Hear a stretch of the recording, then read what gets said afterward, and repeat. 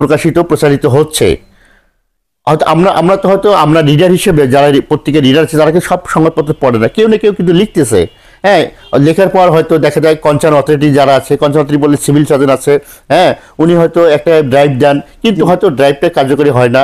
তবে এটা ঠিক যে আমাদের মানে কিছু সংবাদপত্রের সাংবাদিকের উপর দোষ চাপে, তারা হয়তো নানাভাবে ইলিগাল তারা ফেসিলিটি এনজয় করে, যে কারণে হয়তো যে ইলিগাল ক্লিনিকগুলো আছে তারা হয়তো কন্টিনিউ করতেছে।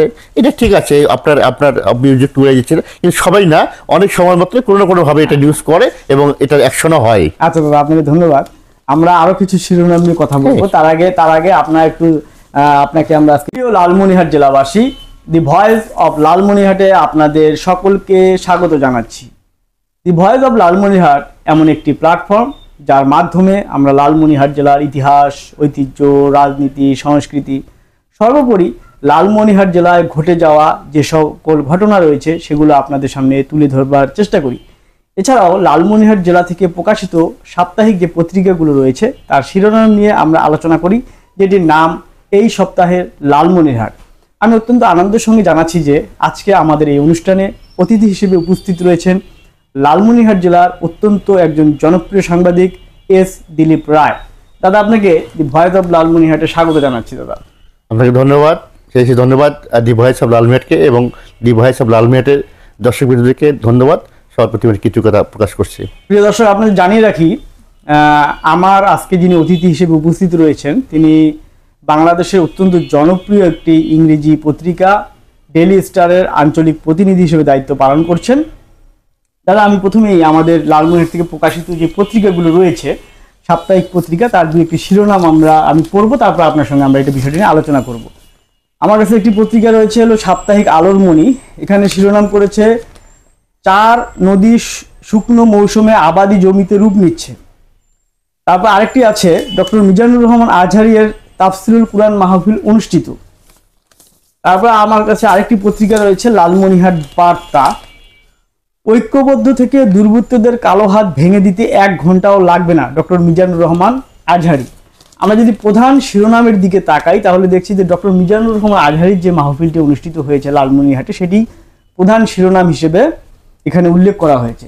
এখানে আমি আপনাকে একটি বিষয় আপনার কাছে জানতে চাবো, আপনি একজন অভিজ্ঞ সাংবাদিক যেহেতু, এখানে যেই লোক সমাগমটা হয়েছিল এটা নিয়ে একটি আসলে আমি বলবো যে নানা মত রয়েছে। কেউ বলছে 10 লক্ষ, 5 লক্ষ। আপনার অনুসন্ধানী দৃষ্টিতে আসলে এই মাহফিলে কিরকম লোক হয়েছে বলে আপনি মনে করেন? ধন্যবাদ। আসলে আজহারি সাহেবের যে এখানে মাহফিল হয়েছিল সেখানে লোকের সমাগম হয়েছিল, বিপুল পরিমাণ লোকের সমাগম হয়েছিল। আমরাও দেখেছি ওই দিন লালমনিরহাটের সমস্ত এন্ট্রেন্স পয়েন্টগুলোতে প্রচুর পরিমাণে লোকের সমাগম হয়েছিল। তো ঠিক আমরা এক্স্যাক্টলি বলা যাবে না কি পরিমাণ লোকের সমাগম হয়েছে। তো আমাদের কাছে আমাদের অনুসন্ধান বা আমাদের যে একটা ধারণা এবং বিভিন্ন গোয়েন্দা সংস্থার যে তথ্য আমরা পেয়েছি সে তথ্য মতে মানে প্রায় 3 লক্ষাধিক মানুষের সমাগম হয়েছে বলে আমরা বুঝতে পেরেছি। এবং এটা আমরা বিভিন্ন যে ইন্টারেস্ট গ্রুপ পয়েন্টগুলো আছে এবং মাঠে যে পরিমাণ লোকের সমাগম উপস্থিতি ছিল এক্ষেত্রে কিন্তু এটাই কিন্তু মানে ধারণা করা যায় 3 লক্ষাধিক মানুষ সমাগম হয়েছে। আমরা লালমনিরহাট জেলার ইতিহাসে সর্ববৃহৎ। হ্যাঁ, এটা আমার জানার মতে আমি যতদিন ধরে প্রায় 25 বছর ধরে সাংবাদিকতা করছি, ইতিপূর্বে যত ধরনের সমাবেশ হয়েছিল, মাহফিল বলেন, রাজনৈতিক সমাবেশ বলেন, তো এরকম মানুষের উপস্থিতি কিন্তু ছিল না। এটা আমার দেখা প্রথম এত মানুষের উপস্থিতি আমি দেখেছি যে সত্যি সেদিন আজহারি সাহেব যেদিন মাহফিল ছিল সে লালমনিরহাটে এত বেশি মানুষের সমাগম ছিল, মানে এটাই ছিল আমার কাছে সবচেয়ে বেশি মানুষের উপস্থিতি সমাগম। জি, ধন্যবাদ। এটা তো আমরা জানলাম হচ্ছে আসলে লোক সমাগমের বিষয়টি। এই মাহফিলের কি আর কোনো গুরুত্ব আপনি বোধ করেন কিনা, বা এটা আসলে আমাদের জেলার জন্য কি কোনো পজিটিভ বিষয় আছে এর মধ্যে? অবশ্যই একটা পজিটিভ তো বিষয় আছে। এটা এত বড় একটা মাহফিল, এত মানুষের সমাগম, তখন এত মানুষের সমাগম হলে তখন একটি এলাকাকে অবশ্যই পরিচিত করায় এবং আজহারি সাহেব আসার পরেই আমাদের লালমনিরহাটকে সুপরিচিত করাইছে। সেদিন এত মানুষের লোক সমাগম হয়েছে, সেদিন আমাদের অর্থনৈতিক অবস্থার একটা চাকা ঘূর্ণায়মান ছিল।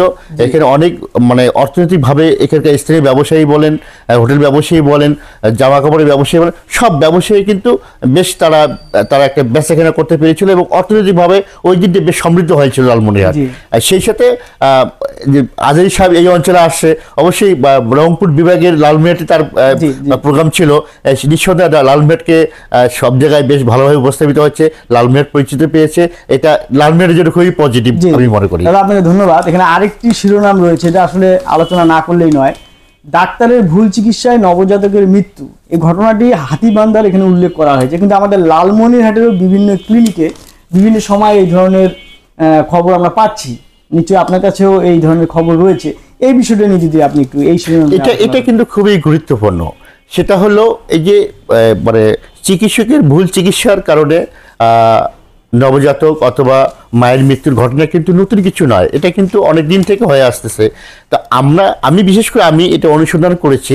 আমরা এখানে লেখার সময় যদিও চিকিৎসক লিখি, কারণ বিকজ আমাদের কাছে কাগজটা কিন্তু চিকিৎসকের আসে, চিকিৎসক চিকিৎসা দেন, কিন্তু আমরা খুব অনুসন্ধান করে দেখেছি প্রায় এই কেসগুলোর অ্যারাউন্ড 80% কেস কিন্তু মানে ডাক্তাররা জড়িত নয়। এই অ্যারাউন্ড 80% কেস কিন্তু ক্লিনিকের কোনো স্টাফ এই মানে বিশেষ করে এই ডেলিভারি কেসগুলো তারা সম্পাদন করে, যে কারণে কিন্তু এটা হয় যায়। আর পরবর্তীতে ডাক্তারের কাছে যে ভুল চিকিৎসা, অনভিজ্ঞ হাতের কারণে। একদম আমি যেটা বলবো, অনভিজ্ঞ হাতে অবশ্যই, যিনি একজন একজন ক্লিনিকে যদি একজন স্টাফ হয়, তিনি নার্সে হোক অথবা 4th ক্লাস এমপ্লয়ি হোক অথবা ক্লিনিকের ম্যানেজার, সে যদি ওই আপনার সিজারিয়ান হয় তাহলে তো তার ভুল চিকিৎসা হবে, সে তো এক্সপার্ট না। সে দেখে একটা জিনিস তারা স্কুল ডেভেলপ করছে, সেই দৃষ্টিকোণ থেকে সে কিন্তু। আমি এখানে একটি বিষয় আমি আপনার কাছে জানতে চাচ্ছি যে আপনি বিষয়টা নিয়ে অনুসন্ধান করেছেন, আসলে চিকিৎসকদেরকে ঢালাওভাবে দোষারোপ করা হচ্ছে। এখন আপনাদের যে অনুসন্ধানটা আছে, এটা নিয়ে আপনারা যথাযথ কর্তৃপক্ষ বা যেমন সিভিল সার্জন যিনি দায়িত্বে আছেন, এই বিষয়গুলো নিয়ে আসলে আলোচনা হচ্ছে নাকি এটা আমাদের বছরের পর বছর এইভাবে চলে যাবে? এটা ভালো কথা যে এই বিষয় নিয়ে আলোচনা হচ্ছে। এই বিষয় নিয়ে জেলা প্রশাসনের যে আইন শৃঙ্খলা মিটিং হয়, তবে উন্নয়ন সভা হয়, সেখানে কিন্তু এই বিষয়টা কিন্তু উপস্থাপিত হয়েছে একাধিকবার। এবং জেলা প্রশাসক যে ওখানে যে মিটিং এখানে উপস্থাপন হওয়ার পরে যে তাদের একটা কি নোট তৈরি করে, কি নোট পেপারে কিন্তু এই জিনিসটা আলোচনা আসছে। ওখানে প্রস্তাবনা ছিল যে বিষয়টা স্বাস্থ্য মন্ত্রণালয়কে অবহিত করবে এবং স্বাস্থ্য মন্ত্রণালয় থেকে নির্দেশনা এলে ব্যবস্থা নেবে।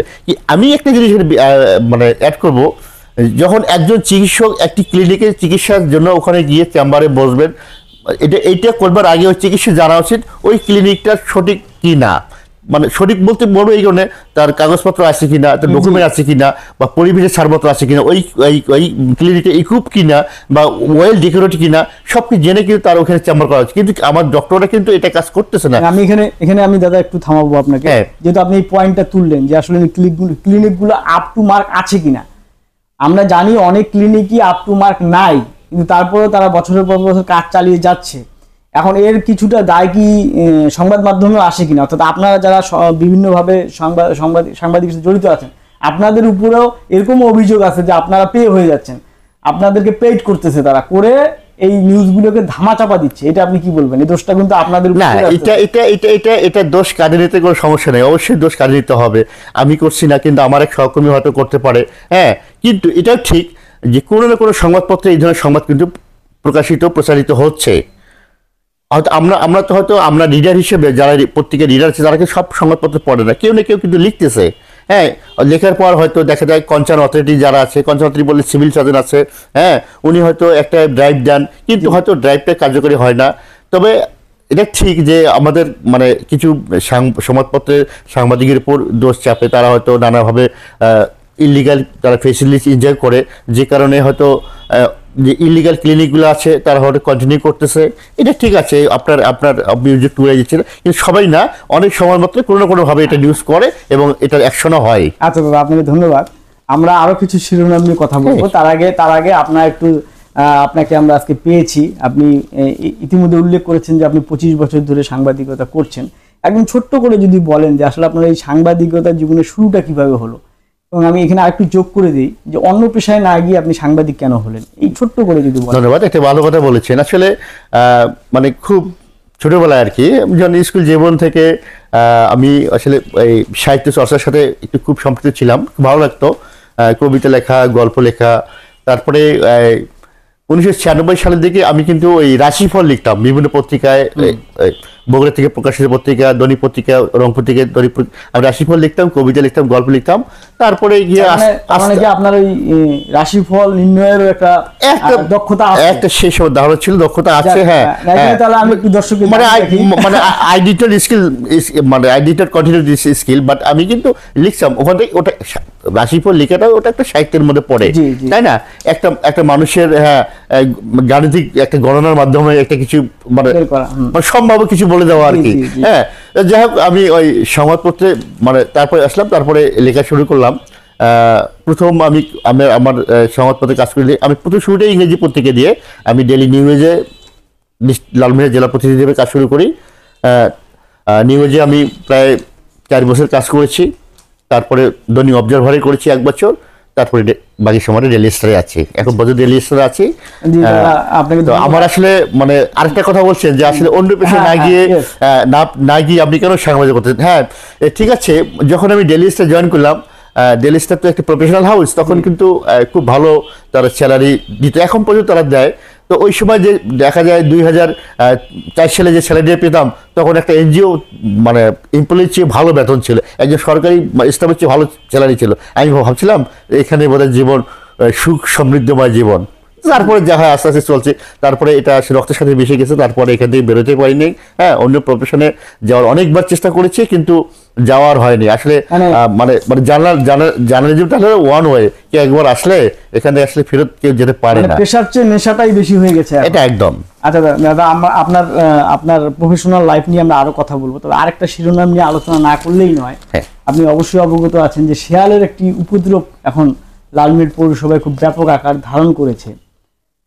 এর আগে আমরা ছিলাম মানে কুকুরের উপদ্রবে ছিলাম, সেটা সমাধান না হতেই নতুন করে শেয়ালের উপদ্রব দেখা যাচ্ছে। এই বিষয়টা নিয়ে আপনি একটু। এটা একটা ভালো কথা। আমি রিপোর্টে করেছিলাম যে লালমনিরহাটে সম্প্রতি সময় যে শিয়ালের একটা উপদ্রব মানে তৈরি হয়েছিল, এটা এখন অবশ্য নেই। হ্যাঁ, তো এখন এই উপদ্রবে অনেকেই মানে শিয়ালের কামড়ে আহত হয়েছে। অনেকেই, শিশু আছে, মধ্যবয়সী আছে, বয়স্ক আছে, মহিলা আছে। তারা লালমনিরহাট সদরে চিকিৎসা নিয়েছিল, ইভেন রংপুর মেডিকেলেও চিকিৎসা নিয়েছে। অনেকেই অনেক গুরুতর আহত হয়েছিল। তো আমরা আসলে একটা খোঁজ নিয়েছি, মানে সিগাল তো একটা বন্য প্রাণী, হ্যাঁ, এরা আসলে বনে থাকবে। হঠাৎ করে এই মানে সিগালটা কেন শহরে? মানে আমার সাংবাদিকতা, আমি কিন্তু শহরে মানে শিয়ালের উপদ্রব হয়েছে এমন খবর কিন্তু কোনো পাইনি বা করিনি। হ্যাঁ, দেখেছিলাম গ্রামে অনেক সময় সিগালের একটা উপদ্রব ছিল মাঝে মাঝে এই সিজনে, বিশেষ করে যখন ভুট্টে মেজ কাল্টিভেট হইতো, তখন হয়তো এই শিয়ালরা বের হয়ে আসতো গ্রামে, এসে হয়তো 2-1টা জায়গায় উৎপাত করতো। কিন্তু এই বছর মানে শহরেই করলো। মানে তারপরে খোঁজ খবর নিয়ে দেখলাম যে আসলে মানে বন বিভাগের ফরেস্ট ডিপার্টমেন্টের সাথে কথা হইলো, প্রাণী সম্পদ বিভাগের সাথে কথা হইলো, কারণটা কি। আসলে তারা মানে গুরুত্বপূর্ণ কারণ বলেছে। একটা হলো যে বর্তমান যে সিগাল আছে এগুলো খাদ্য সংকটে পড়েছে। খাদ্য সংকটে পড়ে যাওয়ার কারণে একটা মানুষ যখন আসলে ক্ষুধার্ত থাকে, সে মানুষ হোক প্রাণী হোক, ক্ষুধার্ত মানুষের জ্বালা কিন্তু খুব বেশি। তারা কিন্তু নানাভাবে ক্ষুধা আহরণ করতে গিয়ে তাদেরকে নানা পথ অবলম্বন করতে হয়। দাদা, আমি এখানে একটু সম্পূর্ণ একটা কোশ্চেন আপনাকে করতে চাচ্ছি। সেটা হচ্ছে যে স্থানীয় সরকারে আমাদের যে প্রতিনিধিরা, তারা বর্তমানে যেহেতু তাদের দায়িত্ব পালন করছে না, এটাও কি আপনার এই যে এই বিষয়গুলো, এই সমস্যাগুলো সমাধানের ক্ষেত্রে কি কোনো অন্তরায় হচ্ছে বলে আপনি মনে করেন? আসলে স্থানীয় সরকারের প্রতিনিধি যারা এখানে দেশের সরকার প্রতিনিধি দুইটা আছে, একটা হলো পাবলিক রিপ্রেজেন্টেটিভ, একটা গভর্নমেন্ট রিপ্রেজেন্টেটিভ। পাবলিকদের কথা যদি পাবলিক রিপ্রেজেন্টেটিভ করেন, নিঃসন্দেহে যারা জনপ্রতিনিধি তারা কিন্তু সরাসরি মানে গণমানুষের সাথে, গণমানুষের তাদের সম্পর্ক। গণমানুষের ডিমান্ডগুলো কি আছে, যে একটা মানুষের জন্ম নিবন্ধনের প্রয়োজন, নাগরিকত্ব সনদ প্রয়োজন, তারপরে হয়তো কোথাও আবেদন করবে, সে আবেদনে একটি রিকমেন্ড করবার প্রয়োজন। এটা কিন্তু মানে জনপ্রতিনিধি তাৎক্ষণিক ব্যবস্থা নেয়, এবং একজন জনপ্রতিনিধি জানে যে কোন গ্রামের বাসিন্দা কে, কোন ওয়ার্ডের বাসিন্দা, তার সাথে কিন্তু ব্যক্তিগত পরিচয় তাকে মুখে মুখে চেনে। কিন্তু এই দায়িত্ব থেকে যখন তারা সরে গেছে বা তাদেরকে দায়িত্ব থেকে সরানো হয়েছে, তখন থেকে কিন্তু মানুষগুলো সাধারণ লোকজন কিন্তু একটা সমস্যার মধ্যে পড়তে হচ্ছে। তার কারণ হলো তার নাগরিক সনদপত্র নেওয়ার জন্য তাদেরকে ঘুরতে হচ্ছে, তাদের কাছে অনেক কিছু আছে, এটা নাই সেটা নাই, আপনাকে চিনলাম না, হ্যাঁ, এইসব ঝামেলার মধ্যে পড়তে হচ্ছে। একটা প্রতিবন্ধকতা অবশ্যই সৃষ্টি হচ্ছে, নিঃসন্দেহে একটা প্রতিবন্ধক সৃষ্টি হচ্ছে। এটা আমাদের মানে সাধারণ মানুষ এটা ভোগ করতেছে। দাদা, আপনাকে ধন্যবাদ। আমরা মোটামুটি শিরোনামগুলো আলোচনা করলাম, এবার আবার আপনার একটু সাংবাদিকতা বিষয়ে একটু আলোচনা করি। যে আপনি, আমি যেটা মূলত জানতে চাচ্ছি আপনার কাছে, এই জেলা পর্যায়ে বা মফস্বল যে সাংবাদিকতা রয়েছে, এই সাংবাদিকতাটা আসলে কতটুকু মানে এটা কমফোর্ট জোন, যদি আগামী প্রজন্মের যারা রয়েছে তারা যদি এই জেলা পর্যায়ে সাংবাদিকতা করতে চায়, তাহলে তাদের উদ্দেশ্যে আপনি কি সাজেশন দিবেন? আসলে সাংবাদিকতার ফিল্ড লেভেল থেকে এক্সপিরিয়েন্স থেকে যদি আমি বলি, জেলা পর্যায়ে সাংবাদিকদের বেশি ধরনের তাদেরকে চ্যালেঞ্জ ফেস করতে হয় এবং খুব ঝামেলার মধ্যে তাকে চলতে হয়। কারণ যারা ঢাকায় সাংবাদিকতা করে, ন্যাশনাল লেভেলে করে, তারা কি নির্দিষ্ট একটি বিট নিয়ে সাংবাদিকতা করে। কেউ দেখা যায় পার্লামেন্ট বিট থাকে, কারো মানে ল মিনিস্ট্রি বিট থাকে, কারো হোম মিনিস্ট্রি বিট থাকে, এইভাবে একটা জিনিসের বিটের মধ্যে তারা কিন্তু জেলা পর্যায়ে যারা করে তারা সমস্ত বিটে তাদেরকে সাংবাদিকতা করতে হয়। সাংবাদিকতা আমি ফিল্ডে কাজ করতে গিয়ে আমি সাংবাদিকতাকে তিনটে পর্যায়ে, তিনটে ফেসে আমি দেখেছি। একটা হলো গ্রিন জার্নালিজম, আরেকটা হলো ব্ল্যাক অ্যান্ড হোয়াইট জার্নালিজম, একটা ইয়েলো জার্নালিজম। আর ইয়েলো জার্নালিজম কি মানে, আমি ইয়েলো জার্নালিস্ট অবশ্যই বলবো যেখানে আন্ডু থাকে, যে সাংবাদিকরা তাদের নোবেল পেশার মাধ্যমে তারা কিছু অর্জন করবার চায়, তারা রাতারাতি কি মিলিয়নারি হতে চায়, কোটিপতি হতে চায়, তাদেরকে মানে they should to involve themselves, yellow journalism. আর ব্ল্যাক অ্যান্ড হোয়াইট জার্নালিজম কি? ব্ল্যাক অ্যান্ড হোয়াইট জার্নালিজম হলো যে মানে সংবাদে বা যে সাংবাদিকতার চ্যালেঞ্জ থাকবে। ধরুন আমি কোনো শিল্পপতির বিরুদ্ধে লিখবো, শিল্পবিধি লেখা উচিত, তার কারণ হলো তার এত বেশি কারাপশন হয়েছে, এত বেশি দুর্নীতি হয়েছে, তার লেখা উচিত। তো এই মানুষটার বিরুদ্ধে লেখা বা একটি গোষ্ঠীর বিরুদ্ধে লেখা, এটা হলো চ্যালেঞ্জিং সাংবাদিকতা। This is call black and white journalism. এটা হলো রাইট ট্র্যাক সাংবাদিকতা। তারপরে একটা গ্রিন জার্নালিজম। গ্রিন জার্নালিজম কি? সেটা হলো একদম সবুজ সাংবাদিকতা। এটা হলো, এটার কোনো মানে চ্যালেঞ্জ নেই, কিন্তু এটাও সাংবাদিক। কেমন যে একজন মানুষ, গ্রামের একজন মানুষ, সে নিজের দক্ষতায় ইনোভেট তৈরি করে তারা মানুষ জাতির উপকার করতেছে, অর্থাৎ পজিটিভ সাংবাদিকতার নামই হলো গ্রিন জার্নালিজম। তিনটা, আরেকটা আছে দাদা? না, এই তিনটা, একটা বলতে ব্ল্যাক অ্যান্ড হোয়াইট জার্নালিজম, একটা ইয়েলো জার্নালিজম, আর একটা গ্রিন জার্নালিজম। দাদা আপনাকে অনেক ধন্যবাদ। আমরা এই মানে এই সাংবাদিকতার বিষয় নিয়ে হয়তো আপনার সাথে আরেকদিন আমরা কথা বলতে পারবো। এখানে আরেকটি শিরোনাম আলোচনা করার প্রয়োজন বোধ করছি, যে সবজির যে দামটা রয়েছে, এখন দেখা যাচ্ছে যে বাজারে সবজির দাম এত বেশি কমে গেছে যে এটা কৃষকদের মানে লাভ তো হওয়া দূরের কথা, অনেকের উৎপাদন খরচটাও তুলতে পারছে না। অথচ 2 মাস আগে এই সবজির দাম অনেক বেশি ছিল। এই যে ভারসাম্য, কখনো অনেক বেশি হয়ে যাচ্ছে, কখনো একদম কম হয়ে যাচ্ছে, এটা কি আমাদের বাজার বা বিপণন ব্যবস্থার দুর্বলতার কারণে হচ্ছে, না অন্য কি কারণে হচ্ছে বলে আপনি মনে করেন? আচ্ছা, এখানে হলো কি মানে ধরেন যখন এটার মেন স্টেক হোল্ডারটা হলো আমাদের ফার্মার। আমাদের ফার্মারদের যারা ভেজিটেবল ফার্মিং করে, তো এটার সাথে সরাসরি কানেক্টেড হলো মানে কৃষি ডিপার্টমেন্ট। তো এখন এই কৃষি ডিপার্টমেন্টকে এখানে মেইন রোল প্লে করতে হবে। এখন কোনো জিনিসের চাহিদা বৃদ্ধি পাবে কি ভোক্তার মানে চাহিদার ওপর। এখন আমি হলাম ভোক্তা, এখন আমার যতটুকু চাহিদা, আমার 1 পোয়া চাহিদা, আমি 1 পোয়াই কিনবো, আমি তো আদাসের কিনবো না, 1 কেজি কিনবো না। সেক্ষেত্রে ফার্মার কিন্তু কি মানে সারপ্লাস তারা ভেজিটেবল প্রডিউস করছে। কাজেই যখন আমাদের কৃষকদের একটা নীতি আছে, গত বছর যদি কোনো পণ্যের উপর দাম পায়, নেক্সট বছর কিন্তু ওই পণ্যটার ভলিউমটা মানে বৃদ্ধি করে, বেড়ে যায় স্বাভাবিকভাবে। যখন আমার চাহিদার চেয়ে যখন সারপ্লাস যখন প্রডিউস হবে, তখন মার্কেটে অ্যাভেলেবল হয়ে যাবে, তখন তো আসলে দাম মানে প্রাইস ফল করবে। এই ক্ষেত্রে কৃষি ডিপার্টমেন্টকে ভূমিকা রাখতে হবে। কি ভূমিকা রাখতে হবে? তাদেরকে জোন করতে হবে। দেখা যাবে যে এই জোনের 100 ফার্মার তারা বেগুন চাষ কাল্টিভেট করবে, 100 কৃষক পটল চাষ করবে, 100 কৃষক সবজি করবে। এইভাবে যদি তারা যদি মাঠ পর্যায়ে তাদের যে জনবল আছে তারা কাজ করে, ফার্মারকে যদি মোটিভেট করে, তাহলে কিন্তু কোনো ফার্মারে কিন্তু মানে এই সবজি চাষ নিয়ে কিন্তু ঝামেলা পড়বে না।